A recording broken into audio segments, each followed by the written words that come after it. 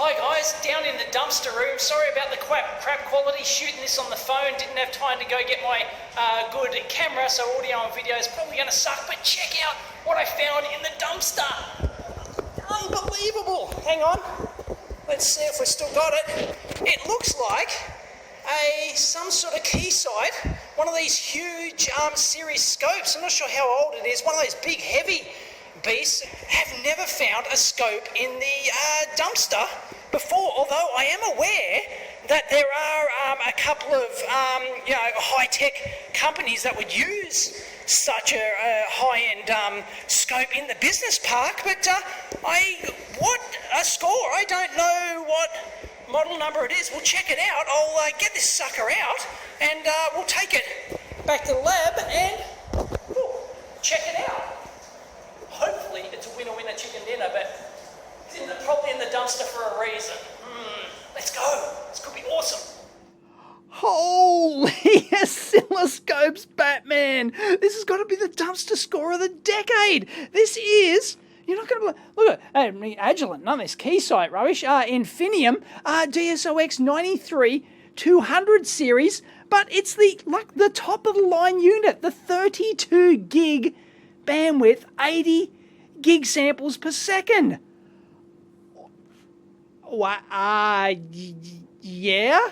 Why would you throw this out? I can only imagine that because this is not your average everyday use oscilloscope, like maximum, like 50 ohm inputs only, maximum plus minus 5 volts. You know, you get idiots going around, just plugging in and thinking they can use this as a regular scope and just blow the front end. So it wouldn't surprise me if that's what's happened. Blowing the front end and too expensive to fix the thing. But this thing is worth a fortune if it works. And it's not in bad nick either. Obviously came out of some lab. I have no idea what that means. And it looks like they got the contact on there. Ed, good on you, Ed.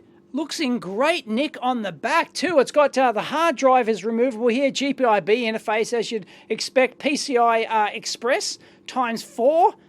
Expansion DVI output for an external monitor, and curiously though, it's only 25 gig on here. So I guess maybe that's what the option 801 there does. I don't know. I haven't checked. Now, unfortunately, this doesn't use regular BNCs. As I said, this is, BNCs, you might be able to get those on up to 10 gig scopes or something, whatever sort of the maximum. You can get special BNCs that go a bit higher, I think. But basically on these high bandwidth ones, you get these custom jobbies. They they feel all loosey-goosey, but they're designed to be that. Looks like they're an SMA, but a male one. It's got a cowl output, and that's got a similar thing. So, yeah, I might be able to cobble something together to get a signal in.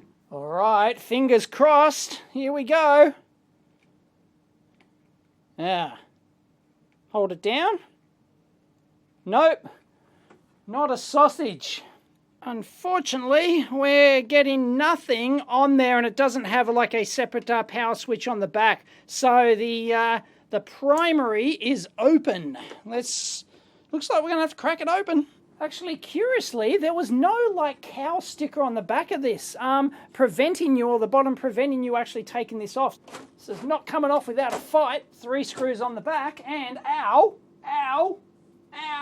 bit of bloody aluminium in there. Gonna have to get the tweezers out for that, but we are in like Flynn. Awesome. There's our main standard PC motherboard.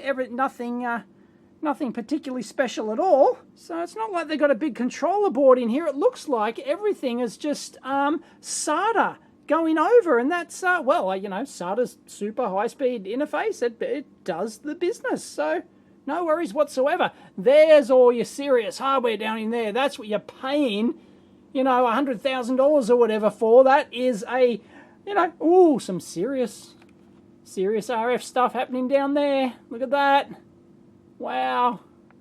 Oh, no touchy. And we've got some serious cooling on here too. This puppy is going to be loud. You don't want to use this for your everyday use lab scope, even if you could. Now, of course, what we want to look for is the power supply, but I actually came over here.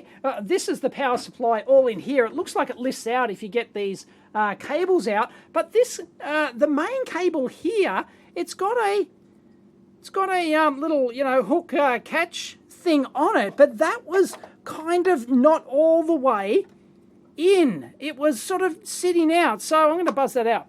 That's all right. And that's all right. The contact is a bit, it doesn't make proper click. I expect like a click to go in there, but let's see.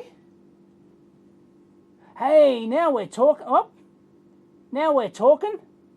Yeah, it's all over the place. That's just the input stuff on the power supply, but is that all that was preventing this thing powering up?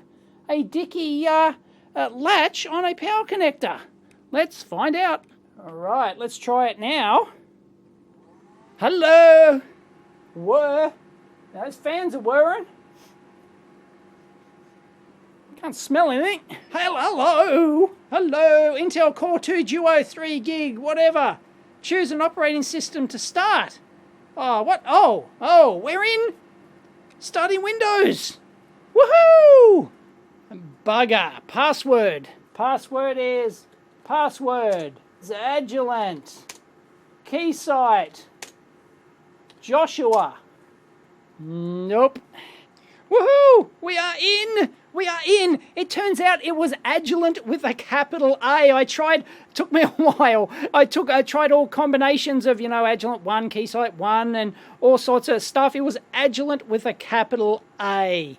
So we are booting, and it's got to initialize all the Keysight software, but we should be able to get in. Wow, that actually took a while to boot, but we are in to the main control screen, and you're not going to believe it. It passes all the internal self-tests, vertical, time-based, ADC, acquisition memory, which is 2 gig, by the way.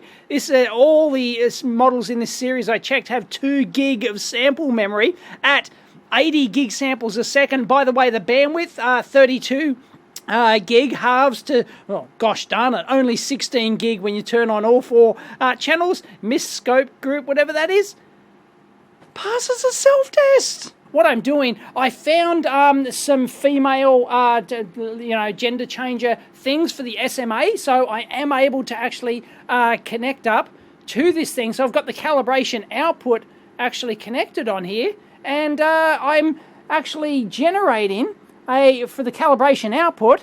Oh no, it reset. There we go. 100 megahertz, bingo. So we can, how do we do that? There we go. Unbelievable. This thing actually works. Channel 1 seems to work just fine. I actually just did the quick jitter analysis option here, and there we're analyzing the jitter now. Oh, fancy pantsy.